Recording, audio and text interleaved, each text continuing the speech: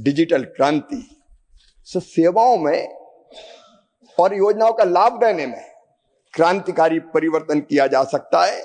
आज आप देखेंगे, एक प्रधानमंत्री थे एक जमाने में जो ये कहते थे 1 रुपया भेजता हूं 15 पैसा पहुंचता है, लेकिन आज हमारे प्रधानमंत्री नरेंद्र मोदी जी बिहार में भागलपुर में अगर एक बटन दबाते हैं, क्लिक करते हैं, तो 9 करोड़ 80 लाख किसानों के खाते में सीधा पैसा पहुंच जाता है।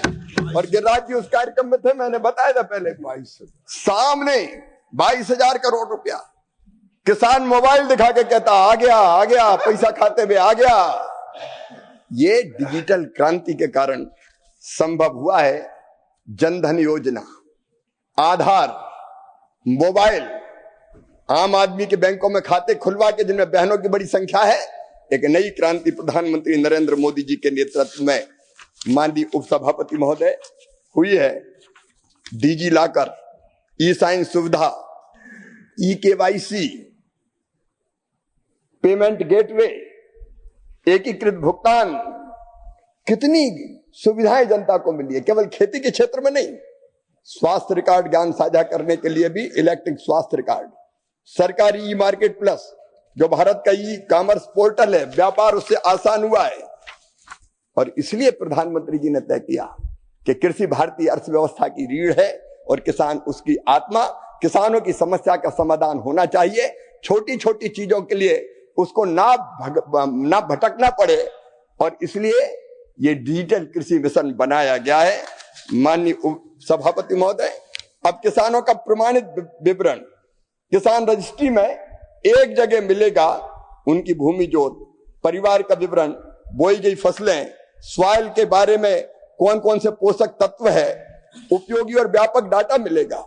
ऋण, बीमा खरीद, बेचने सुविधाएं, एक नहीं अनेकों योजनाओं का लाभ और नई सुविधाएं उसको मिलेगी। माननीय सभापति जी, एक बहुत बड़े उपन्यासकार श्रीलाल शुक्ल थे जिन्होंने राग दरबारी एक उपन्यास लिखा था। उसमें एक पात्र था किसान लंगड़। वो लंगड़ अपने खेत की नकल प्राप्त करने के लिए तहसील जाता है। एक नहीं अनेकों दिनों तक वो एक अधिकारी के पास, फिर दूसरे अधिकारी के पास, एक विभाग के पास, फिर दूसरे विभाग के पास, फिर तीसरे विभाग के पास भटकता रहता है और अंततः उसे नकल नहीं मिलती। इस लंगड़ की तकलीफ को कभी सामने वालों ने नहीं समझा, आज भी नहीं है वो यहां। इस तकलीफ को समझा तो हमारे विजनरी प्रधानमंत्री श्रीमान नरेंद्र मोदी जी ने समझा। छोटे छोटे कामों के लिए किसान परेशान होता है। उसको एमएसपी पे अपनी फसल बेचना है, कागज इकट्ठे करो, खेत में क्या बोया था, कौन सी फसल थी, प्रमाण लेके आओ। उसको बैंक लोन लेने जाना है तो बैंकों के चक्कर लगा लगा के थक जाता था। इतनी औपचारिकता होती थी, ये कागज लाओ, ये कागज लाओ, ये कागज लाओ। प्राकृतिक आपदा में नुकसान की भरपाई होना है, कागज इकट्ठे कर करके परेशान।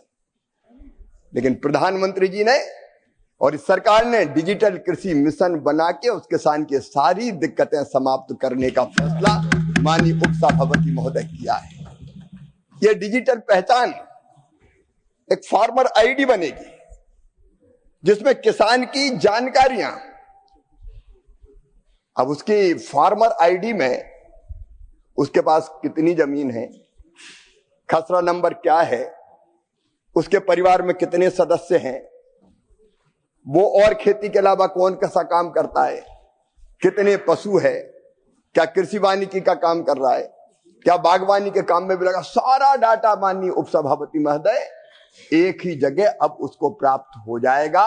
ये आजादी के अमृत काल में विकसित भारत के निर्माण के लिए, विकसित कृषि और समृद्ध किसान के लिए प्रधानमंत्री जी द्वारा उठाया गया बहुत क्रांतिकारी कदम है। इसके लिए मैं भारत के प्रधानमंत्री श्रीमान नरेंद्र मोदी जी का अभिनंदन करता हूं। माननीय उपसभापति जी, माननीय सदस्य जो सवाल पूछ रहे हैं, मैं निवेदन करना चाहता हूं कि सारी जानकारी स्मार्टफोन पर मिलेगी। स्मार्टफोन, और स्मार्टफोन अब लगभग हर एक के पास है। 60 करोड़ से ज्यादा स्मार्टफोन आज भारत में है। किसान तो क्या, मजदूर के हाथ में भी स्मार्टफोन होता है। और इसलिए अगर उसको जानकारी प्राप्त करना तो स्मार्टफोन के माध्यम से प्राप्त करेगा। अगर उसके पास स्मार्टफोन नहीं है तो वैकल्पिक व्यवस्था भी है। वो कृषि सखी के पास जा सकता है, एफपीओ के पास जा सकता है, कॉमन सर्विस सेंटर में जा सकता है और ये जानकारियां उसको प्राप्त करके सुविधाओं का लाभ ले सकता है। इसलिए सब्सिडी की फिलहाल कोई योजना इस तरह की निःशुल्क देने की फिलहाल नहीं है। लेकिन मैं तेजवीर सिंह जी से कहना चाहूंगा, ये इतना क्रांतिकारी कदम है जो भारत के किसानों की जिंदगी बदल कर रख देगा।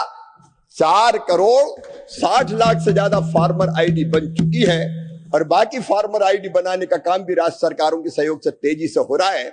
मैं तो माननीय सदस्यों से आग्रह करूंगा कि आप भी इसमें सहयोग करें ताकि सभी किसानों की फार्मर आईडी बन सके।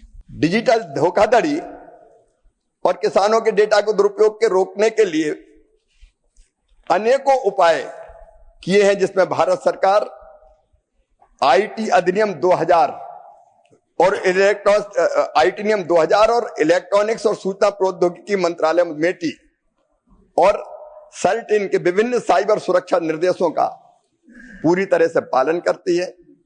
एग्रीस्टेक किसानों की जानकारी को गोपनीय तरीके से रखता है, सार्वजनिक नहीं करता, ताकि केवल निर्धारित सिस्टम ही इसको पढ़ पाए, दूसरा कोई इसको पढ़ ना पाए। सुरक्षित एपीआई और टोकन आधारित प्रमाणीकरण सभी डेटा के आदान प्रदान को नियंत्रित करते हैं, जिससे डेटा तक नियंत्रित पहुंच सुनिश्चित होती है। हर कोई नहीं पहुंच सकता। इसके अलावा सरकार आईटी सिस्टम में संग्रहित डेटा की सुरक्षा के लिए इन सभी आईटी सिस्टम का नियमित सुरक्षा ऑडिट करती है। और इसलिए मैं माननीय सदस्य के माध्यम से सदन और किसानों को आश्वस्त करना चाहता हूं कि इसका केवल उपयोग होगा योजनाओं का लाभ लेने में, सुविधाएं लेने में। इससे भ्रष्टाचार रुकेगा, बेईमानी रुकेगी, धोखाधड़ी रुकेगी।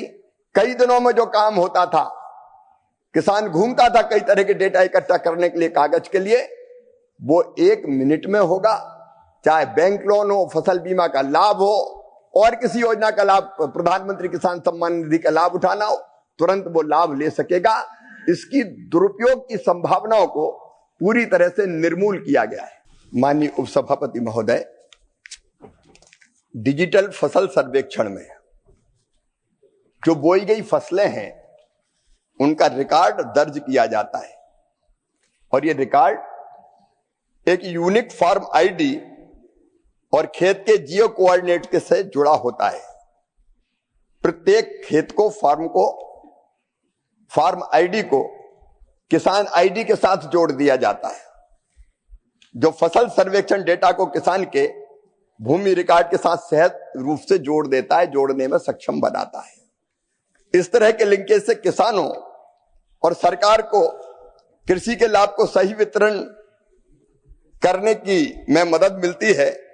अब डिजिटल फसल सर्वेक्षण में पूरा का पूरा सर्वे करते हैं। किसान का खेत में बोई गई फसल, इंटरक्रॉपिंग है तो कई बार पता ही नहीं चलता। 1 एकड़ जमीन है और 15 डिसमिल में उसने अलग फसल बोई है, तो उसको चक्कर लगाने पड़ते थे।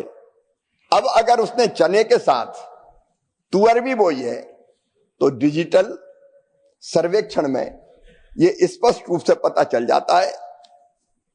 माननीय सभापति महोदय, डिजिटल फसल सर्वेक्षण का उपयोग किसान द्वारा बोई गई फसलों का मौसमवार डाटा प्राप्त करने में भी होता है। यह किसानों के लिए डिजिटली कृषि की समस्याओं के समाधान और सेवाओं का आधार बन जाता है। मैं आपसे यह निवेदन भी करना चाहता हूं कि लिंकेज सुनिश्चित करता है कि पीएम किसान जैसी योजनाओं का सभी पात्र किसानों को तत्काल लाभ मिल जाए।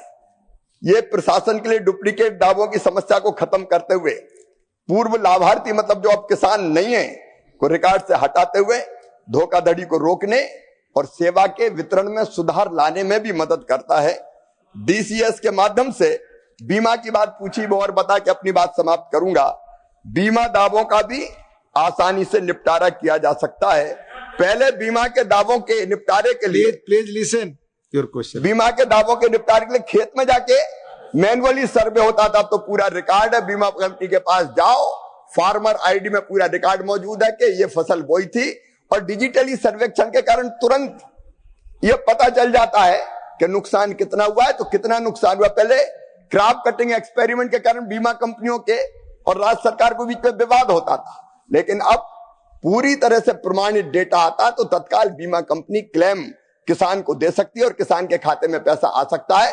तो बीमा के क्लेम का भुगतान भी बहुत जल्दी और बहुत आसानी से हो जाता है। जहां तक हमारी सरकार का सवाल है, किसानों के कल्याण की माननीय उपसभापति महोदय अनेकों योजनाएं बनाई है। अरे ये तो मोदी जी की सरकार है जिनने हर किसान के खाते में 6,000 रुपया हर साल डालने का फैसला किया, प्रधानमंत्री किसान सम्मान निधि के नाम।